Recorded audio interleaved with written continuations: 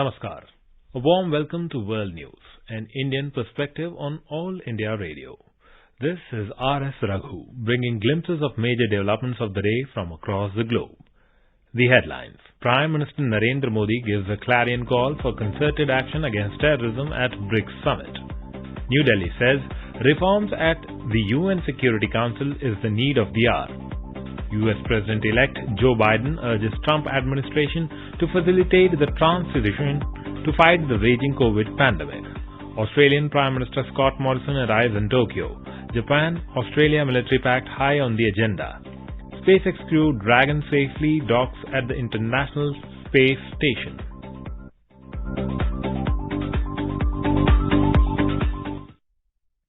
Prime Minister of India, Mr. Narendra Modi, has said terrorism is the biggest problem in the world today.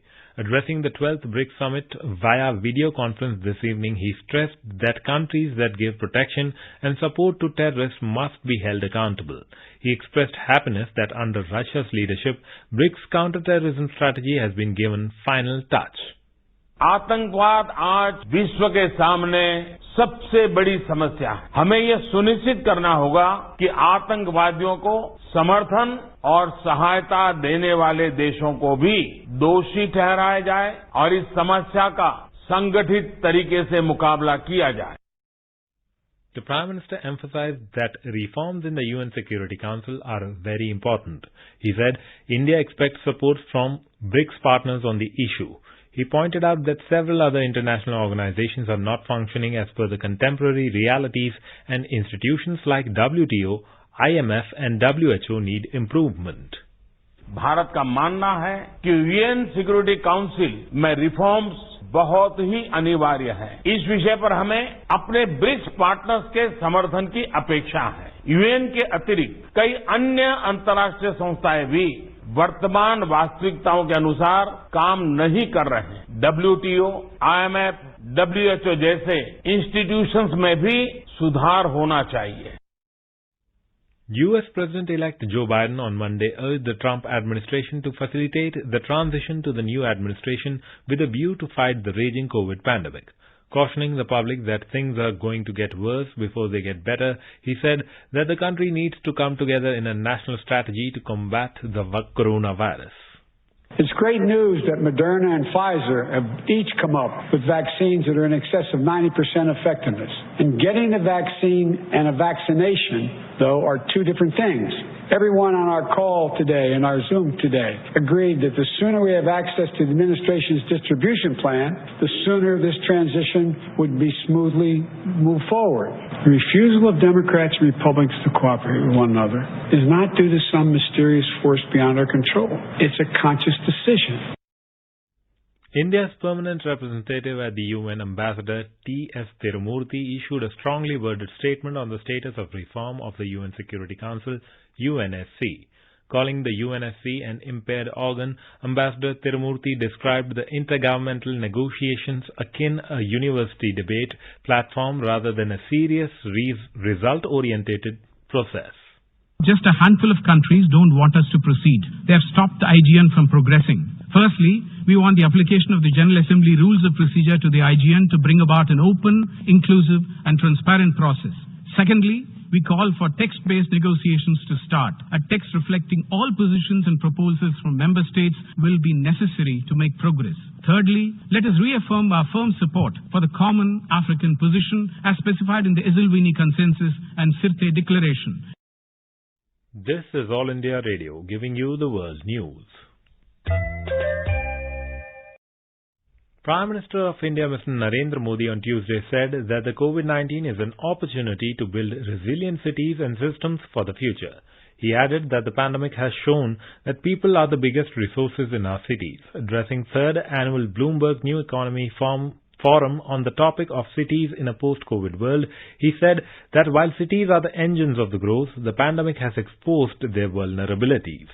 The very things which represented living in a city are facing a question mark. Things like community gatherings, sports activities, education and recreations are not the same as before. The biggest question before the entire world is how to restart. The restart will not be possible without a reset of mindset, a reset of processes and a reset of practices. SCO Secretary General Vladimir Norov has said that economic cooperation will be in focus at the upcoming SCO Council of Heads of Government under India's chairmanship on 30th November. He was addressing a press conference in Beijing on the results of the recently concluded SCO summit. Our Beijing correspondent reports that citing Prime Minister Modi, Mr. Norov said, with economic multilateralism and national capacity building, the SCO countries will be able to overcome the crisis of economic losses caused by the COVID-19 pandemic. The Norwegian Nobel Committee said on Tuesday it was deeply concerned about the conflict in Tigray region and called on all parties to end violence. The committee had awarded the Nobel Peace Prize to Ethiopian Prime Minister Abiy Ahmed in 2019. The United Nations Refugee Agency on Tuesday said that a major humanitarian crisis is unfolding in Ethiopia, with more than 27,000 people now having fled heavy fighting to Sudan. Australian Prime Minister Scott Morrison arrived in Tokyo Tuesday morning. He will meet his Japanese counterpart Yoshihide Suga. A landmark military pact aimed at countering China's growing influence in the South China Sea and over the Pacific Island nations is on the agenda. The visit comes as China announced it will conduct military training in the South China Sea from today till the end of this month. Now the coronavirus updates from around the world. According to WHO data, global coronavirus infections crossed 54.55 million. The Bangladesh government has taken a tough stance and has decided to use mobile courts in order to ensure that people wear masks. Austria has entered into a national lockdown on Tuesday in a bid to bring its soaring coronavirus infections under control. Pfizer has launched a pilot delivery program for its experimental COVID-19 vaccine in 4 U.S. states.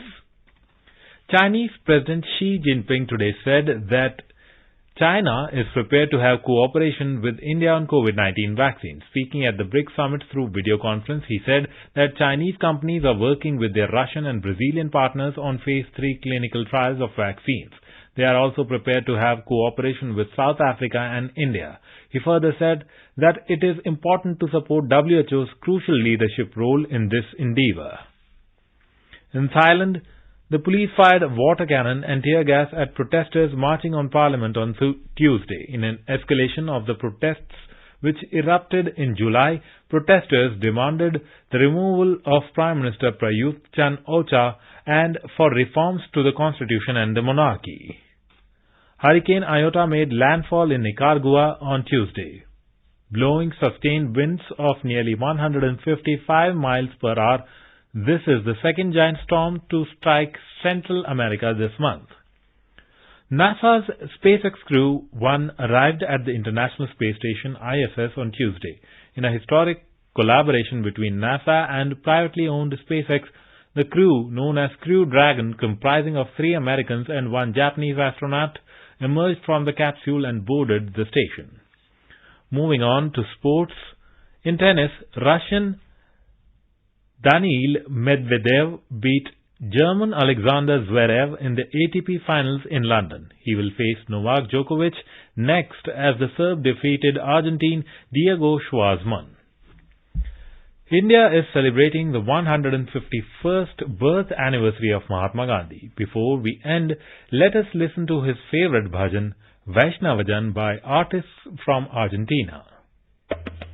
Vaishnavajan to tene kahiye je pite parai jane re par dukhe upakare kare to ye man abhimana ne re Vaishnavajan to tene kahiye je pite parai jane re.